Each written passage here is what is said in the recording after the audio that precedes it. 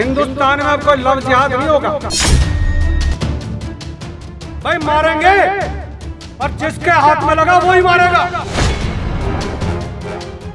हम लोग कब तक अपनी बेटियों को इस प्रकार से लव जिहाद के लिए उनकी कुर्बानियां देते रहेंगे? हम बर्दाश्त नहीं करेंगे, छोड़ेंगे नहीं।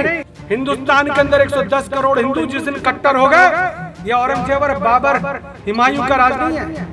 देश के अंदर 110 करोड़ हिंदुओं को चैलेंज किया गया निकिता तोमर की हत्या करके। खून के बदले खून चाहिए। हम बर्दाश्त नहीं करेंगे, छोड़ेंगे नहीं। हम बर्दाश्त नहीं करेंगे, छोड़ेंगे नहीं।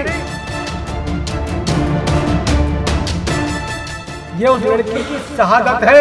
ये 110 करोड़ हिंदुओं के धर्म को बचाने के लिए उसकी कुर्बानी है।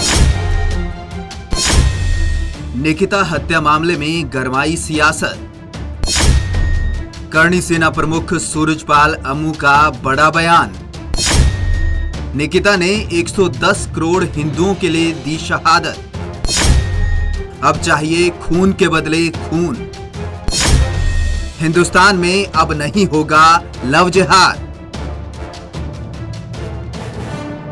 निकिता ने 110 करोड़ हिंदुओं के लिए शहादत दी है, यह कहना है करणी सेना प्रमुख सूरजपाल अम्मू का।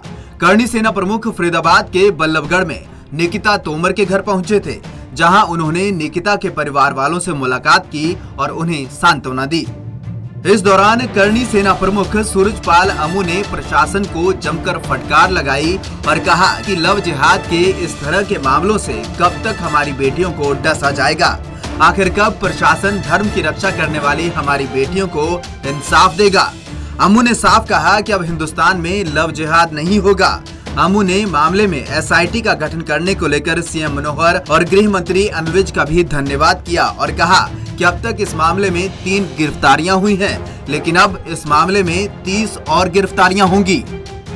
नगर सोसाइटी में इस परिवार तोमर परिवार के बीच में और ये जो सैकड़ों लोग खड़े हैं, मैं इनके सामने एक बात कहना चाह रहा हूँ। हिंदुस्तान में अब कोई लव जिहाद नहीं होगा। हम लोग बर्दाश्त नहीं करेंगे। अगर हमको कानून हाथ में लेना पड़ा तो हम अपने धर्म को बचाने के लिए कानून भी हाथ में लेंगे। ये बच्ची इधर उधर भागती रही, वो हरामजादे उस बच्ची को किडनैप करने के लिए जिस प्रकार की हरकतें सीसीटीवी कैमरे में नजर आई, क्या ये वही कांग्रेस का समर्थित परिवार है? आज राहुल गांधी सोनिया गांधी के विषय में ज्यादा बात नहीं करना चाहता, परंतु जिस परिवार का हरियाणा में गृह मंत्री रहा हो, वित्त मंत्री रहा हो, आज उस परिवार को शर्म नहीं है? उस बेटी को 2018 से लगातार परेशान किया जा रहा है, परिवार के ऊपर दबाव डाला जा रहा है। भाई मारेंगे और जिसके हाथ में लगा वो ही मारेगा। हम लोग कब तक अपनी बेटियों को इस प्रकार से लव जिहाद के लिए उनकी कुर्बानियां देते रहेंगे? जो रिवॉल्वर जिससे हत्या की गई है, उस जो रिवॉल्वर को उपलब्ध कराने वाला इस्माइलुद्दीन, इसका मामा, जो भौंडसी जेल में बंद है, और जिसने रिवॉल्वर दी वो और उसके साथ जो यहाँ इस षड्यंत्र में बैठे हुए हैं, अभी तो 3 गिरफ्तारी हुई हैं, अभी 30 गिरफ्तारियां और होंगी इस मामले में। क्योंकि 2018 में जिस प्रकार से इस परिवार के ऊपर लड़की के निकिता के पिताजी खड़े, ब्रदर खड़े, पूरी बिरादरी खड़ी है, जिस प्रकार से दबाव डालकर 2018 में फैसला कराया गया। मैं धन्यवाद देता हूं कि 2018 से इसकी जांच एसआईटी कर रही है, परंतु एसआईटी के अंदर एक और व्यक्ति की मांग परिवार कर रहा है। मैं प्रदेश के मुख्यमंत्री और गृह मंत्री से मांग करता हूं कि उस एसआईटी के अंदर एक व्यक्ति को और बढ़ाया जाए। मैं मांग करता हूं कि जो परिवार कहता है हमें न्याय मिले पहले, और न्याय अगर बातों से नहीं मिला तो तरीके बहुत है करनी सेना के पास न्याय लेने के, न्याय करने के। इस दौरान अम्मू ने सख्त लहजे में कानून को भी हाथ में लेने की बात कह डाली। अम्मू ने कहा कि निकिता ने 110 करोड़ हिंदुओं के लिए शहादत दी है और अब खून के बदले खून चाहिए। सरेआम हत्या हुई है।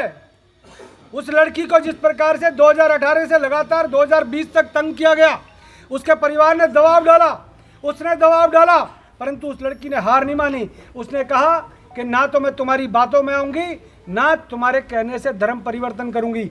ये उस लड़की की शहादत है। ये 110 करोड़ हिंदुओं के धर्म को बचाने के लिए उसकी कुर्बानी है। अगर हमको कानून हाथ में लेना पड़ा तो हम अपने धर्म को बचाने के लिए कानून भी हाथ में लेंगे। हम लोग अपनी बेटियों की हत्या इस प्रकार से बर्दाश्त अब नहीं करेंगे। लव जिहाद, कोई अब्दुल बनकर राहुल बन जाता है, कोई तौसीफ बनकर अंकुर बनकर अपना फेसबुक पर आईडी बना लेता है। इस प्रकार की गंदगी आज ना कोई मौलाना बोल रहा है, ना कोई मौलवी बोल रहा है, ना सोनिया प्रियंका वाड्रा हाथरस की तरह ड्रामा कर रहे हैं। ये क्यों चुप है? कारण कि आज इस देश की निकिता की जो हत्या हुई है उस पर इनके मुंह में दही जम गई है। बॉलीवुड से कोई नहीं बोल रहा, कैंडल वाला कोई नहीं बोल रहा, इंडिया गेट पर कोई नहीं इकट्ठे हो रहे। कारण क्या जातियां देखकर आप तय करते हो? क्या धर्म देखकर तय करते हो कि किसकी बेटी मरी? करनी सेना छोड़ेगी नहीं। और मैं कह के जा रहा हूं आज इस धरती पर, हमने भी सोच लिया है, अगर इस देश के लिए हमारे इधर से 10-20 शहीद हो जाएं, हमें फर्क नहीं पड़ेगा, फांसी हम भी चढ़ने को तैयार है, छोड़ेंगे नहीं। आप भी समझ रहे हैं, मैं भी समझ रहा हूं। खून के बदले खून, खून चाहिए। सरेआम हत्या हुई है, वो कह रहे 30 दिन के अंदर चार्जशीट देंगे। अरे सरेआम गोली चली है, हथियार बरामद हो गया। अब तो तुरंत मैं मुख्यमंत्री से मांग करता हूं, गृह मंत्री जी से मांग करता हूं, विधायक खड़े हैं फरीदाबाद के नरेंद्र जी, मैं इनसे भी अनुरोध करूंगा मुख्यमंत्री जी से कहें कि हमको फास्ट ट्रैक कोर्ट में जल्दी से जल्दी न्याय दें। और हरियाणा में एक ऐसा निर्णय जल्दी आए, और निर्णय के अंदर एक मांग करनी सेना करती है, सरेआम फरीदाबाद के उस चौक पर इसको गोली मारी जाए या इसको फांसी पे लटका जाए, ये हमारी मांग है। निकिता तोमर हत्या मामले को लेकर देश और प्रदेश में सियासत गरमाई हुई है। 3 आरोपी इस मामले में अभी तक गिरफ्तार किए जा चुके हैं। मुख्य आरोपी तौसीफ के कई रिश्तेदार कांग्रेस से मंत्री विधायक रह चुके हैं। एक दूर के रिश्तेदार भाई मौजूदा समय में नूह से कांग्रेस के विधायक हैं, तो वहीं एक चाचा बीएसपी के टिकट पर चुनाव लड़ चुके हैं। पिता भी सियासत में एक्टिव हैं और अब इस मामले में जिस तरह से लव जिहाद का एंगल जुड़ा है, सियासत और गर्मा गई है। पंजाब केसरी टीवी चंडीगढ़ के लिए फरीदाबाद से सुधीर शर्मा।